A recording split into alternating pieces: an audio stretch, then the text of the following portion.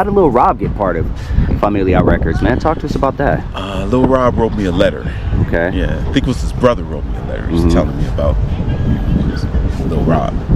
So we read the letter. Eventually, we all hooked up and put out Crazy.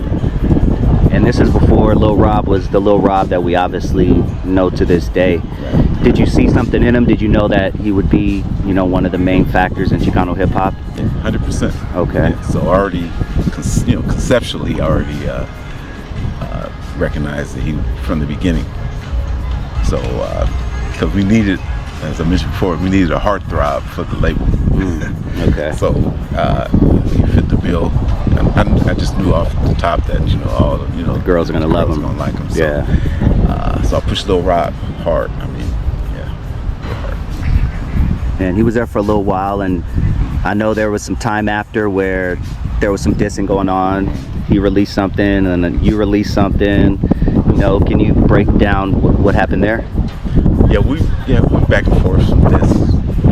I guess probably don't hear him, they probably pull him. But yeah, so he eventually go with royalty, so there was friction between me and royalty. Yeah, behind the scenes we are. But so they dissed, me, Familia, whatever. So I did a few raps dissing them. Little minutes also did some stuff dissing them. So it was kind of like back and forth, but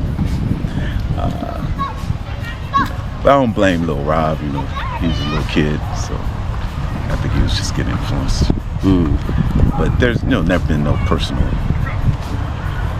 stuff. Who is the artist that you're most proud of that came through Familia Records? I mean, we've named everyone from the Lil Robs to the Mac 10s to the Night Owls to the Cali Lifestyles, LSD. We didn't even get into them. I mean, so many artists that came through. Who are you most proud of, looking back in hindsight? Well, a lot for different reasons. Okay, of course, Lil Rob, he probably reached the highest level. But proud of Brown Pride, coming back right now. MC Pep making a lot of noise. In fact, we have a project together called Still Familia Forever. That's me, MC Pep, OG Midget Loco, Blue Stomps, Hectic, King Blue out of the 805, Blue Stomps. So we're continuing the legacy from back then and bringing it forward, but that's something we have going on right now. But also I'm proud of I'm proud of Night Owl from just beginnings, Little One, Down. Oh yeah, Down, of course, man. Yeah. So I'm proud of Down, Down came through Familia. I don't even think I knew that. Yeah. Have you heard of Brown Intentions? It doesn't ring a bell off the top of my head. Well, that's Down. Okay. And so, Down, I'm proud of, all the things that he did. Yeah. I'm proud of all the guys, just because at the time, it took a lot for a Chicano rapper to be a Chicano rapper, because a lot of Chicano didn't want to rap Chicano rap. They wanted to be East Coast, West. Prerequisite for me, to where I was like, I'm going strictly Chicano rap,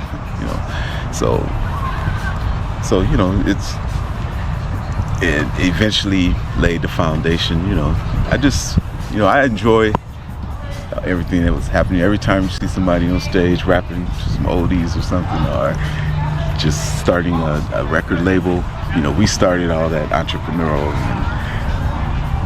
so it just came, me and Tomas and all, everybody, Manny,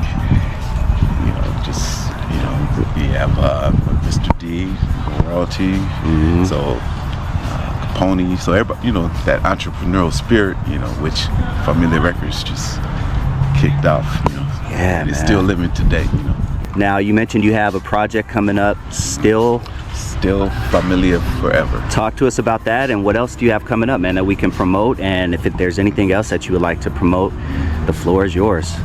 Okay, well, we have Still Familia Forever. That's myself, MC Peps, Brown Pride, OG Midget Local, Blue Stomps, King Blue out of 805, Hectic out of 714, Aztec Tribe out of San Diego. So, you know, we formed an association, and so we have content and music coming out. MC Peps has his album coming, Midget Local, Blue Stomps has something coming out, King Blue, myself, I have maybe 2 albums coming. So I'm doing basically, the album consists of Chicano rap, you know, it's kind of regular rap, R&B, oldies vibe R&B. So I pretty much finished the album and it's really working on the second. So I've been in Thailand, I went there kind of just, you know, relax, you know, just free my mind and concentrate on the music. And so finished the album out there. You know, might go back for about 5 more songs, but I you know, pretty much did about 15 songs out there. So nice. Here, a lot of stuff from I would say Still Familia Forever. Hell yeah, man. Murray Brumfield, thank you so much. I appreciate you. Hey, Yeah. Pleasure. Summer days just sitting around, but when the sun goes down, I'll be ready to party. Sing it, kids. Ain't nothing like them summer nights. Shout out to Lil Rob, man. Hip-hop legend, West Coast hip-hop legend, pioneer, San Diego's finest. That Summer Nights gets play in my ride all throughout the summertime. It's one of the first songs like in May. You know when you're getting ready for summertime, right? Around May, it's, you know, girls start dressing a little less. You know what I mean? You want to hear those summer songs? I throw on Summer Nights by Lil Rob and Summertime by Will Smith. Those are the songs right there that get me ready. Crack a little beer, puff a little something, and get ready for the summertime, man. He created the summer anthem with that.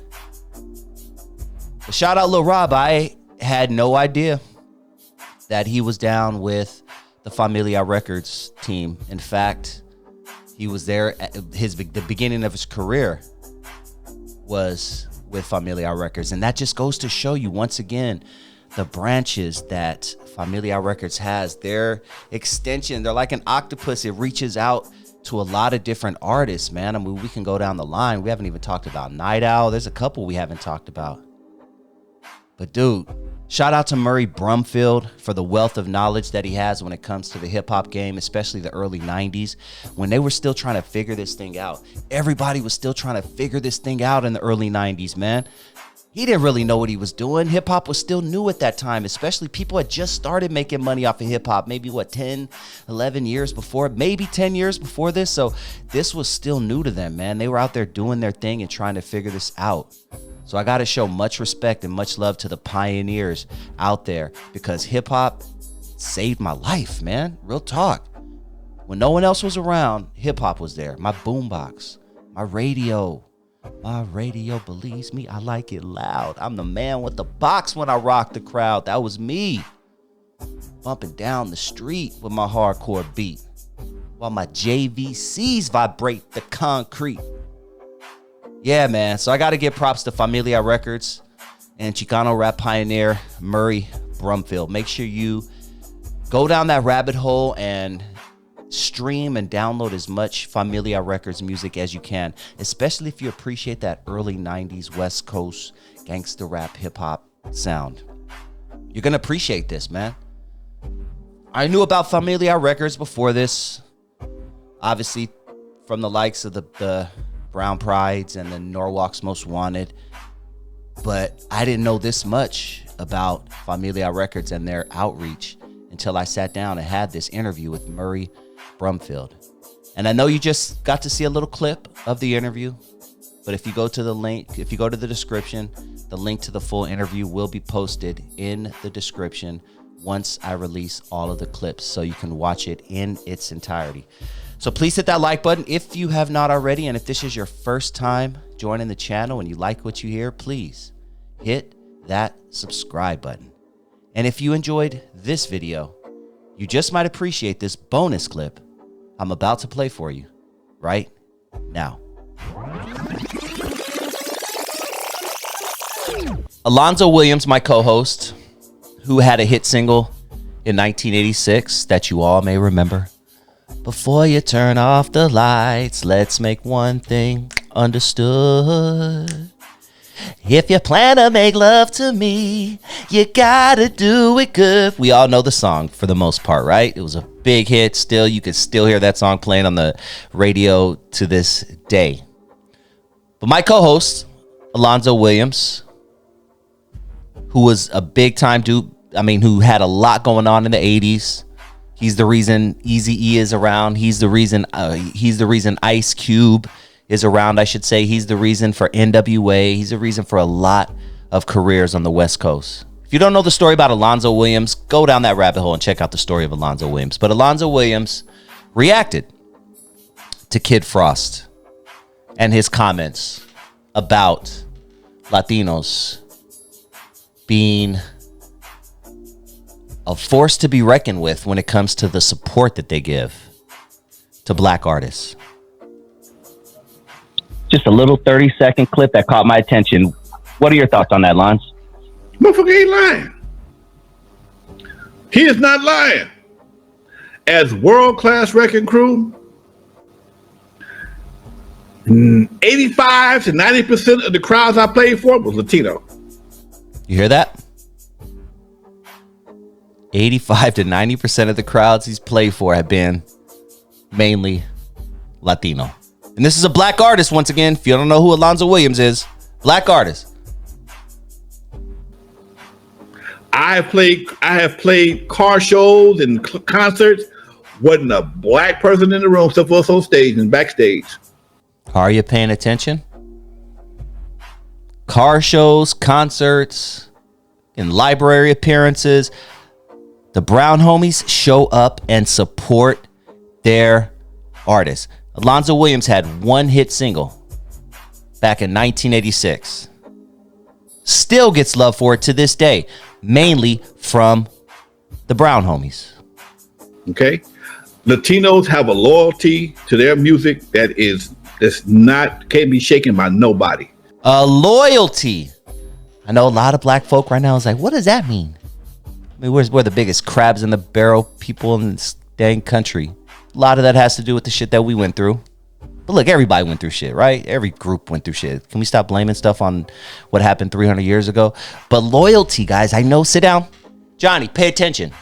All right, this is where you need to pay attention. I'm going to talk about this little thing called loyalty. Ricky, stop messing around with Julie's butt and pay attention.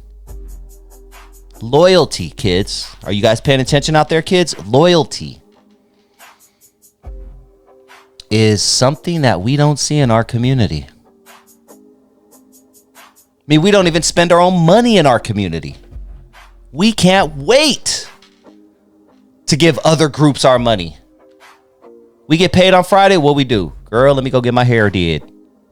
Who's the hairdresser? Girl, let me go get my nails did. Who's doing the nails? Who's selling the wig that you're going to... Your bitches ain't getting your hair did. You buying wigs now. Let's keep it real. And who's selling you that wig? Huh? It ain't a blackface. Who's selling you those nail products that you're buying? That gel nail. Huh? Who's selling you that? Ain't a blackface. And I can't hate on these groups. Do your thing. Get your money. When you want to go buy that 40 ounce and that pack of backwoods for $13. Well, I don't know why people smoke backwoods. First of all, they're the grossest things in the world. Secondly, if you're over, never mind. I ain't gonna say it. Backwoods are just gross. Like might as well just smoke a goddamn. Anyway, yeah. Who are you buying those backwoods from? Who are you buying that 40 ounce from? Who are you buying that Pro Club T-shirt from? Huh? Extra large, because I drink a lot of 40s. Oh, that's right. It ain't a blackface. We ain't known in the hood since the 90s, the early 90s, before the riot. After that, most black people were out. We're out of the community. I'd be surprised if 5% of businesses in Los Angeles right now are owned by black folks. I'd be surprised if it was that high. I'd be surprised if it was 5%. 95% of the businesses in Los Angeles are that we frequent, that we spend our money at. You're going to go buy those rims, Jamar? No, you're going to go rent those rims, you bad credit having mofo. You're going to go rent those rims, spend 5 times the price you would have spent if you bought the motherfuckers, but you can't buy them because you're spending your check on renting the rims. So now you're going to spend $100 for the next 14 years to somebody who ain't look like you. Paying attention, kid? Pay attention to what I'm saying. See? That's why you're going to grow up and be a dummy. Johnny, thank you for paying attention. You taking notes? All right, cool. Oh, you rolling up a joint, Johnny, in class? Really? Man, see, that's why you ain't shit, Johnny.